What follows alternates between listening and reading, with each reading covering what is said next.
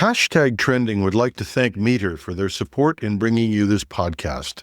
Meter delivers a complete networking stack, wired, wireless, and cellular in one integrated solution that's built for performance and scale. You can find them at meter.com/HTT. Micro-firings are now the dominant form of layoffs. New research shows AI guardrails can be bypassed with nonsense text. Running your own AI model is now within reach for ordinary users. HR leaders say AI will reshape nearly 90% of jobs next year, and if you have a pirated copy of Windows, it might have stopped working. Here's why. Welcome to Hashtag Trending. I'm your host, Jim Love. Let's get into it. We've heard so much about layoffs this past year that it's easy to focus only on the big announcements. But according to a new analysis from Glassdoor, the real story isn't the headline-grabbing cuts. It's the much smaller ones happening continuously.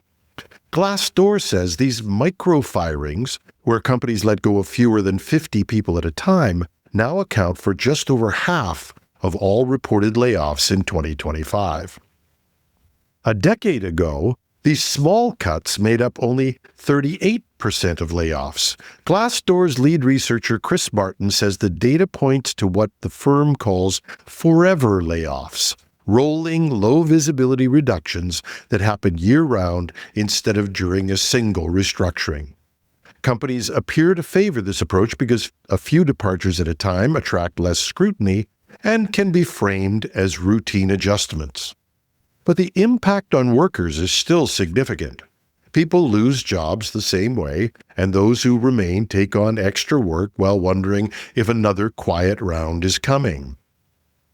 Glassdoor's review data shows terms like layoff and job insecurity now appear more than they did in March 2020. A study from the Johns Hopkins Carey Business School reports a similar trend, noting that employee well-being hit a new low last year. The labor market isn't offering much reassurance. Hiring is slowing, economic uncertainty is rising, and concerns about AI replacing roles are now a regular part of the workplace conversations. And while micro-firings have become the norm, large cuts will still happen. Verizon's recent 15,000-person reduction is its largest ever.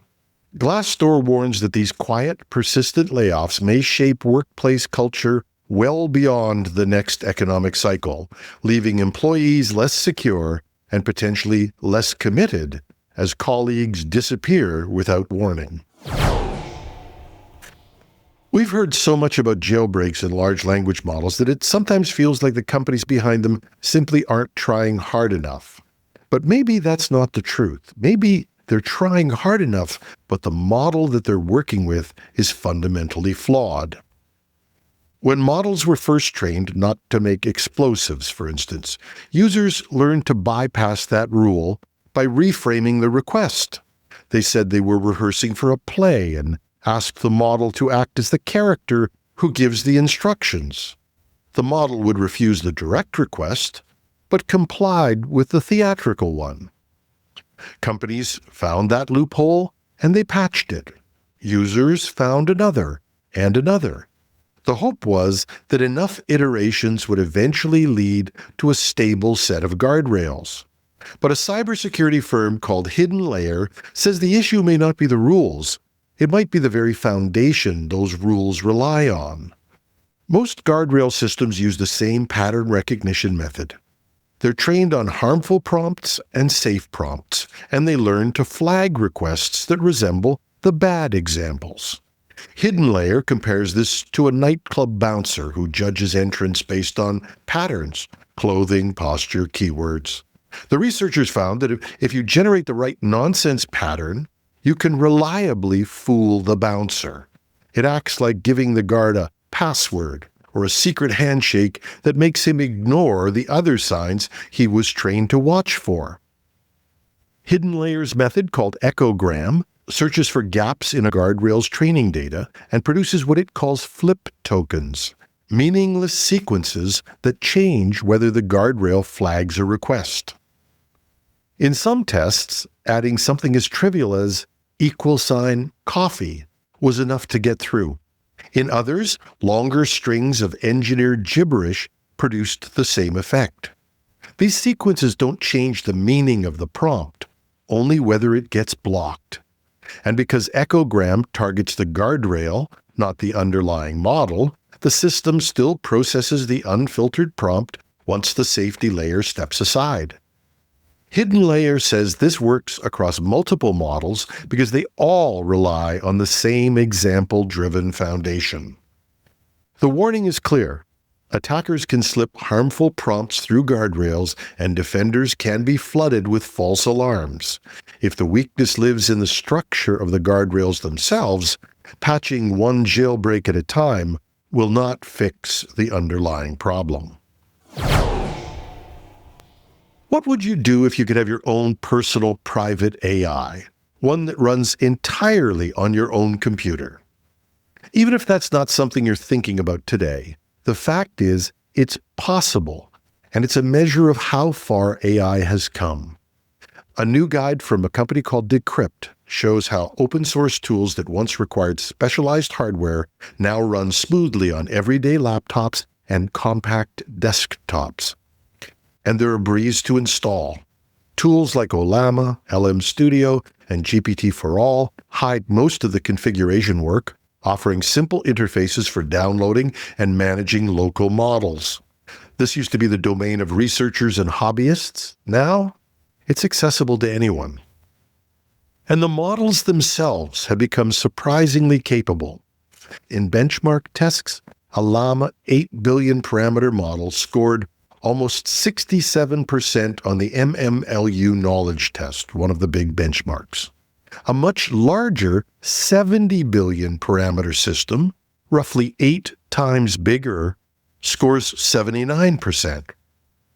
And the huge 405 billion parameter version, more than 50 times the size, reaches 85%.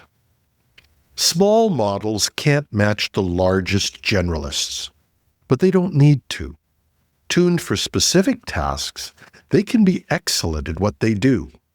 And in addition, models like Qwen, DeepSeek, and Kimi continue to show what compact, efficient systems can really do.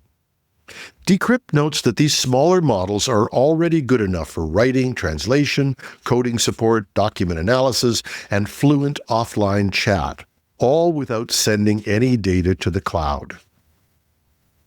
Hardware demands have also fallen. Most people now run 7 to 8 billion parameter models on what are consumer laptops, and more advanced models on modest gaming class desktops. The trend is clear. AI is shifting from something you can only access in the cloud to something you can increasingly run privately and personally. And where we go from there is anybody's guess.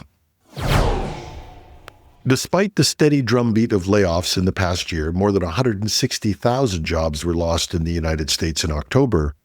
Most weren't attributed to AI, but that could change soon. A new CNBC survey of HR leaders said AI is set to impact nearly 90% of jobs in the coming year. In the survey of hundreds of HR executives, 89% expect AI to reshape roles in 2026 by automating tasks or redefining responsibilities. More than half expect outright restructuring as AI becomes embedded in everyday workflows. And the changes are moving deeper. Some organizations now plan to use AI in a vast range of HR roles, for instance. And Meta, in a recent article, said it intends to use AI systems to help assess job performance, a move that could change how employees are reviewed and promoted. There's also a preparedness gap. Workers fear replacement. But HR leaders are also saying they can't find enough people who know how to work effectively with AI. And yet, only 27% feel ready to retrain their staff at scale. The picture that emerges is less about sudden mass layoffs and more about rapid, broad changes in how work gets done. HR leaders describe 2026 as a pivot year when AI tools move from experimental add-ons to core components of everyday work.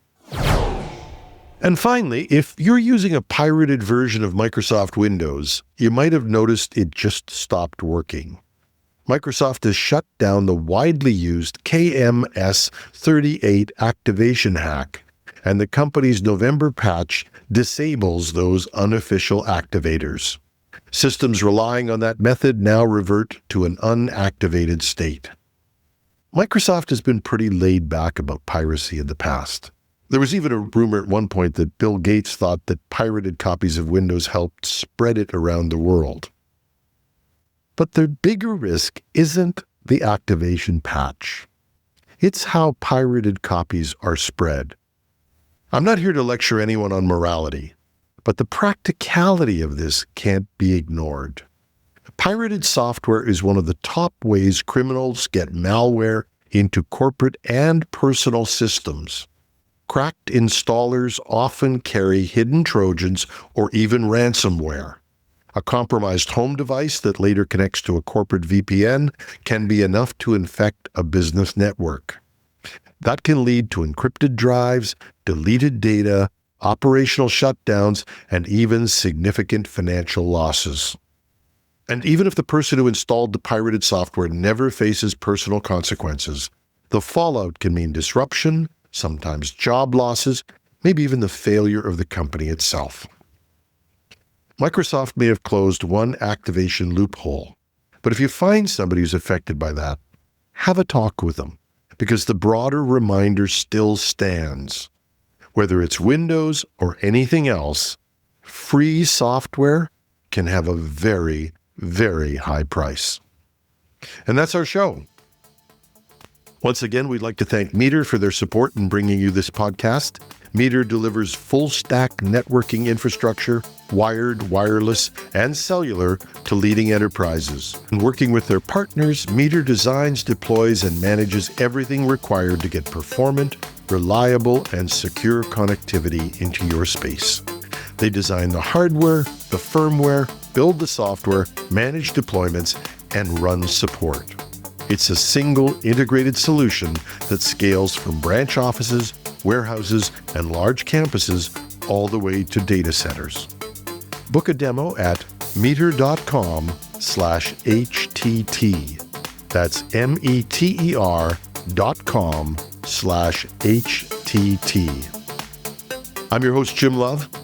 Have a marvelous Monday.